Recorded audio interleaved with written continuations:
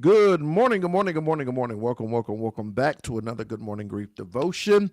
It's your boy, Pastor Corey Allen Duncan Sr. So happy and excited to have this wonderful opportunity to come to you today and lead you in a very special way in today's Good Morning Grief Devotion. Hey, this is the daily grief devotion that is strategically designed to help you to navigate through your grief one day at a time. What is grief? I'm so glad you asked. Grief, my brothers and sisters, it is the natural, normal, and necessary response to loss, change, and transition that results in the expressions of feelings and emotions. Grief is what you feel on the inside. Mourning is how you reveal it on the outside. Therefore, we don't suppress it, but we express it. We don't ignore it, but we explore it. We don't conceal it, but we reveal it. We don't lock it up, but we let it out. And that's why we shout, good morning, good morning, good morning, because morning is a good thing. And I'm so glad you're here with us on today as we dare to prepare to lead you in a very special way in today's Good Morning Grief Devotion. Today, my brothers and sisters, today is day 317. We're going to talk about I may be anticipating more grief. I may be anticipating more grief. Let's talk about it. I've experienced the loss, and I may be anticipating more loss to come. I might be worried about someone else dying. I might be concerned about major life changes on the horizon. I might be upset about other challenges in my life or the lives of those I love. Pause for the cause right there. How many of you have felt yourself in that position that you have experienced the loss and now it has made you sensitive to loss, change, and transition? Not even just sensitive, but anticipative. I'm making up a word. It's made you uh, even anticipate even more loss, right? That you anticipate more loss to come. You might be worried about losing someone else dying. I found that to be the case with when anybody experiences loss, change or transition, and somebody dies, they start worrying about somebody else dying. Right? What if I lose another kid? What if I lost my mother? What if I lose my father? Right? They start anticipating um, something else happening, somebody else dying. They become worried, right? You might be concerned about major life changes on the horizon. You might be upset about other challenges in your life or in the lives of others. Have you ever experienced that? Have you ever been in that position? Has death put you on alert or made you even aware or made you have anxiety or be on edge, on the mindset of what's next, what's going to happen next, who's next, what's going to happen next, right? That you may start anticipating that. This is what I want to let you know. Anticipatory grief is common.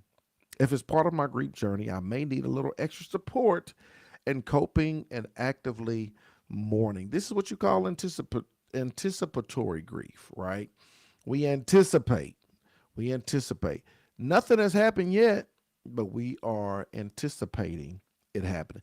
This happens sometimes when it can happen in general, but it happens like most often when like if somebody is put in hospice, if somebody has given a limited of time, somebody says, they got 6 weeks, or if your company is having layoffs or cutbacks. Now the person hasn't passed away yet, but you're anticipating it. Now you haven't lost your job yet, but you're anticipating it.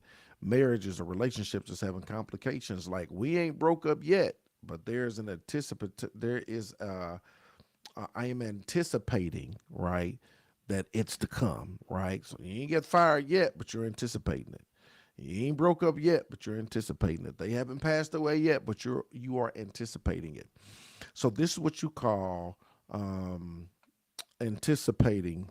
This is what you call anticipatory grief. I can't talk today. This is anticipatory grief. It hasn't happened yet, but there's something on the inside of you that is yet anticipating it. And it can just be in general, right? Nobody has to be in hospice. The company doesn't have to be having cutbacks or layoffs, or even there might not even be problems or challenges in the situation or relationship.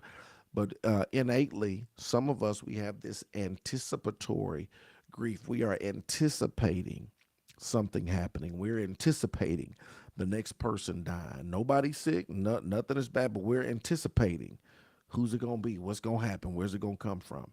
We anticipate these things happening and taking place in our life. And for the most part, anticipatory grief is common. It's part of my grief journey, right? Then when you go through loss, change, and transition, you kind of get put on high alert. You kind of be on edge. You kind of start to look out for every little thing that happens, every little thing that pops off, every little thing that takes place, right? You start to look out for that.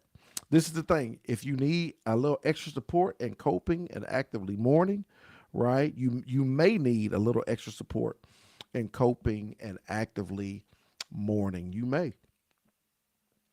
need a little extra support. If you find yourself on edge, if you find yourself overwhelmed of the possibility, you may need a little extra support in actively mourning. And there's nothing wrong with that, right? If my grief burden is extra challenging, it's okay for me to ask for help. So this is for those who find yourself there. It's common. Anticipatory grief is common. But if you find yourself there and it's overwhelming, if you find yourself in that position and it is, man, it is taking you out, it's super duper challenging, it's a lot. You may need a little extra help. You may have to reach out and ask for a little extra help to navigate through what you're going through. Here's the final thought, y'all. As much as possible, I live in the present and trust that I'm capable of meeting any future challenges as they arise. As much as possible, I'm going to live in the present. And I trust that I'm capable of meeting any future challenges as they arise. Today, my brothers and sisters, is day 317. I hope y'all see what I mean. I may be anticipating more grief. I may be anticipating more grief. If you got questions or comments, you can drop them at this time. I appreciate y'all.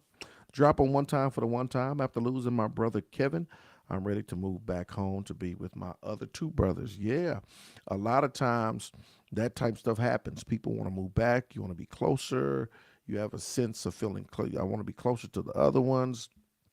I've lost one. I want to be closer to the others because I don't know, right? And so a lot of people make those moves. They make those transitions. They move back. They do what they got to do, right? Because again, anticipatory. You're anticipating. Don't know when. Don't know where or how. I just know that anything could happen. So we start to make moves and decisions, right, that will help us to align with doing what's more beneficial for us in this season, right? So that's very common. Any other questions or comments? I appreciate y'all tapping in. I appreciate y'all joining in. Appreciate y'all coming through with the come through one time for the one time. Absolutely, positively. Thank y'all. Nothing. I appreciate y'all. Love y'all with the love of the Lord. Hope and pray y'all have a terrific Tuesday. I had event to so many grapes before I lost my mom and my brother, my sister, and everybody. But there's one right here. I lost my brother on the 12th. We buried. Uh-huh. Yeah, I know. Keeping you lifted up in prayer. I know that's rough. And that's still fresh. It's barely been a month or a month ago. A month ago today. So y'all keep Felicia lifted up in prayer.